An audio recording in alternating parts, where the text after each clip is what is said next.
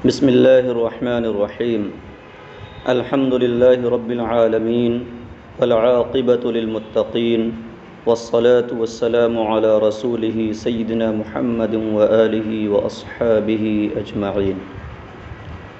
عزیز طلباء، ہدایت النحو کے آن لائن درس میں آپ حضرات کا استقبال ہے۔ اللہ تبارک و تعالی آپ سب کے لیے اس کتاب کو پڑھنا اور سمجھنا آسان بنائے۔ یہ علم نحو کی ایک درمیانی اور بڑی اہم کتاب ہے۔ اس کتاب میں مصنف کتاب نے مسائل نحو کو بڑے ہی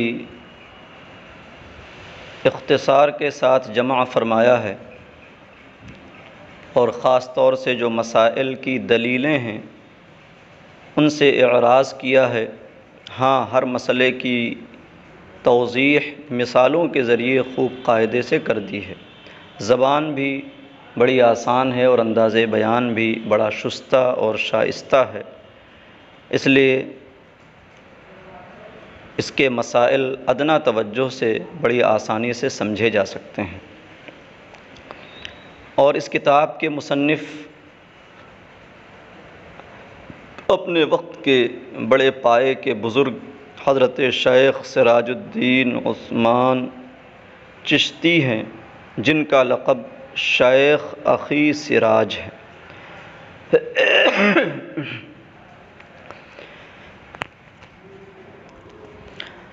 آپ حضرت شیخ نظام الدین بدایونی علیہ الرحمہ کے مریدین میں سے ہیں، اور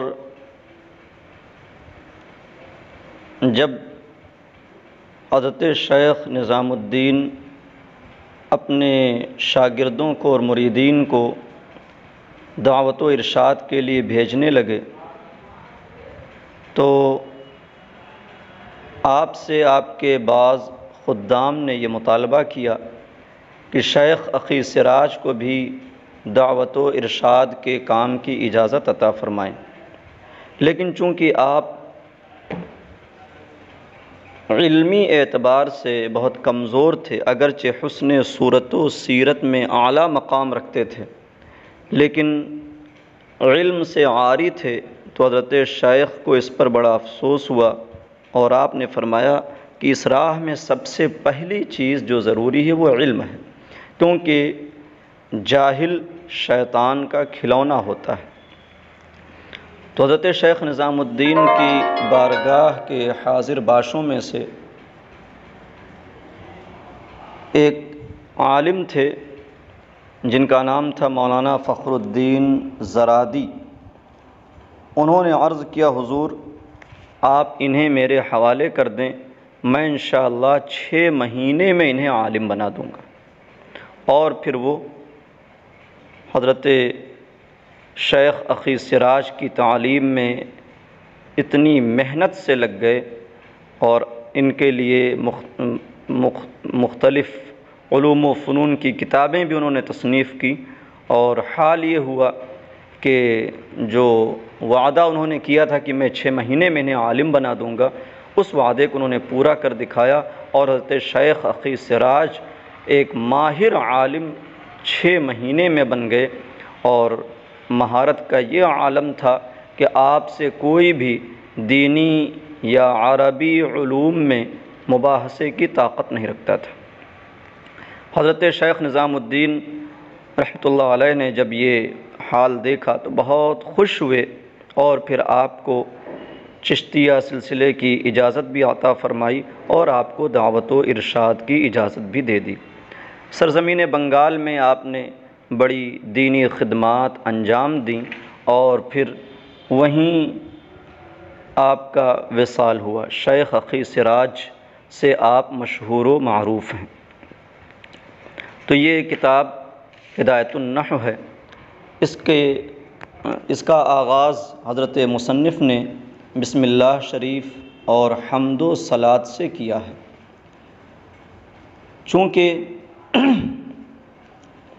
یہ ایک کتاب ہے، اس لیے اللہ کی کتاب کی اقتدا کرتے ہوئے حضرت مصنف نے اپنی کتاب کا بھی آغاز بسم اللہ سے کیا، جیسے کتاب اللہ کا آغاز بسم اللہ سے ہے، اور یوں ہی کتاب اللہ کا آغاز حمد سے ہے، تو آپ نے بھی اپنی کتاب کا آغاز حمد سے کیا۔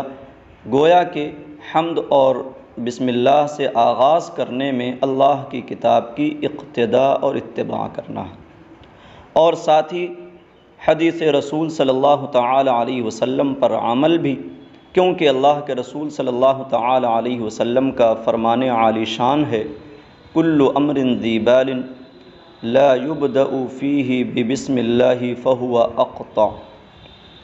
بعض میں بسم اللہ کی جگہ الحمدللہ آیا ہے، اور بعض روایتوں میں فہو اقطع کی جگہ کل ید الجزماء، اور بعض میں ابتر آیا ہے۔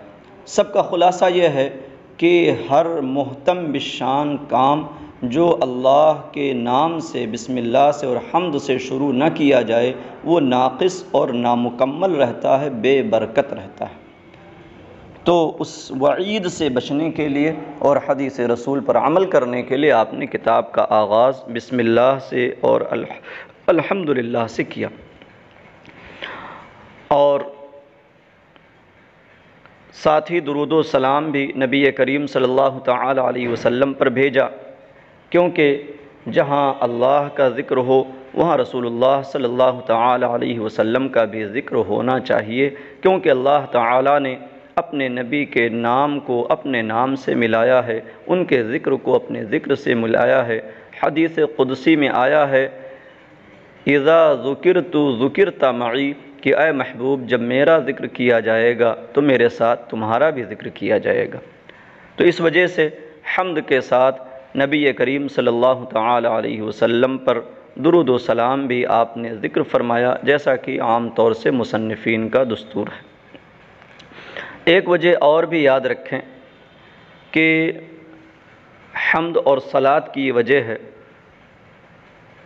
کہ چونکہ کتاب لکھنا یہ اللہ کی ایک عظیم نعمت ہے، یہ بہت بڑی توفیق جس کو ملتی ہے وہی یہ کام کر پاتا ہے، تو اللہ تبارک و تعالیٰ کا عظیم احسان ہوا، انعام ملا کہ کتاب لکھنے کی توفیق ہوئی، تو اس توفیق کے ملنے پر اللہ کا شکر ادا کرنا چاہیے۔ اس وجہ سے بھی آپ نے حمد سے کتاب کا آغاز کیا تاکہ اللہ کا شکر ادا ہو جائے، اور چونکہ ہر نعمت حضور نبی کریم صلی اللہ تعالی علیہ وسلم کے طفیل ملتی ہے، آپ ہی کی بارگاہ سے ملتی ہے، اس لیے آپ کا بھی احسان مند ہونا ضروری ہوا، لہذا صلاۃ و سلام سے اپنی کتاب کا آغاز کیا۔ اب ترجمہ دیکھیں، بسم اللہ الرحمن الرحیم، اللہ کے نام سے شروع جو نہایت مہربان رحم والا ہے۔ بسم اللہ کی ترکیب یوں کی جائے گی، با حرف جار، اسم مضاف، کلمہ جلالت موصوف، الرحمن صفت اولی اور الرحیم صفت ثانیہ۔ موصوف اپنی دونوں صفتوں سے مل کر مضاف الیہ، مضاف اپنے مضاف الیہ سے مل کر مجرور، جار اپنے مجرور سے مل کر ظرف مستقر ہوا ابدؤ فعل کا۔ یہاں پر اس کا متعلق جس سے متعلق ہونا اسے وہ فعل یہاں پر محذوف ہے، اور وہ ابدؤ یا اشرع یہاں پر مقدر مانیں گے، نکالیں گے، تو یہ جار مجرور سے مل کر ظرف مستقر ہوا۔ چونکہ آپ جانتے ہیں کہ جب محذوف ہو وہ متعلق فعل یا شبہ فعل جس سے جار کو متعلق کیا جاتا ہے تو اس وقت اسے ظرف مستقر کہتے ہیں، اور اگر وہ عبارت میں مذکور ہو تو اسے ظرف لغو کہتے ہیں۔ تو یہ ظرف مستقر ہوا ابدؤ فعل کا۔ ابدؤ فعل مضارع معروف صیغہ واحد متکلم، یہ بدأ یبدؤ سے ابدؤ فعل مضارع معروف ہے، صیغہ واحد متکلم، اس میں انا کی پوشیدہ ضمیر اس کا فاعل، فعل اپنے فاعل اور ظرف مستقر سے مل کر جملہ فعلیہ لفظاً خبریہ معناً انشائیہ ہوا۔ الحمدللہ رب العالمین، تمام تعریف اللہ کے لیے ہے جو سارے جہانوں کا پروردگار ہے۔ الحمد میں جو الف لام ہے یہ استغراق کے لیے ہے۔ الف لام عربی زبان میں متعدد معانی کے لیے آتا ہے۔ عربی زبان کی یہی بڑی خوبی ہے کہ اس کے ہر حرف میں معنویت پائی جاتی ہے۔ تو یہ الف لام یہاں پر استغراق کے لیے ہے۔ استغراق کا مطلب یہ ہوتا ہے کہ الف لام جس پر داخل ہوگا اس کے تمام افراد کا احاطہ بتانا مقصود ہوگا، اسی لیے الحمد کا معنی تمام تعریف، کل تعریف کیا جاتا ہے۔ للہ رب العالمین، تو تمام تعریفیں اللہ کے لیے ہیں جو سارے جہانوں کا پروردگار ہے۔ عالم کی جمع ہے عالمین، اور عالم کہتے ہیں اللہ کی ذات و صفات کے علاوہ جو کچھ ہے اسے عالم کہا جاتا ہے۔ العالمین یہاں پر جمع اس لیے لائی گئی کہ چونکہ عالم کے متعدد افراد ہیں، اس کے متعدد انواع ہیں، عالم انسان، عالم حیوانات، عالم نباتات، عالم جمادات، اور اس طریقے سے بہت سارے عالم ہیں۔ بعض لوگوں نے کہا کہ 18,000 عالم پائے جاتے ہیں۔ جتنے بھی ہوں، اللہ رب العزت سارے جہانوں کا رب اور پروردگار ہے۔ تو تمام تعریفیں ہیں اللہ کے لیے جو سارے جہانوں کا پروردگار ہے۔ اس کی ترکیب یوں کریں گے: الحمد مبتدا، لام حرف جار، کلمہ جلالت موصوف، رب مضاف، العالمین مضاف الیہ، مضاف اپنے مضاف الیہ سے مل کر مجرور، جار اپنے مجرور سے مل کر ظرف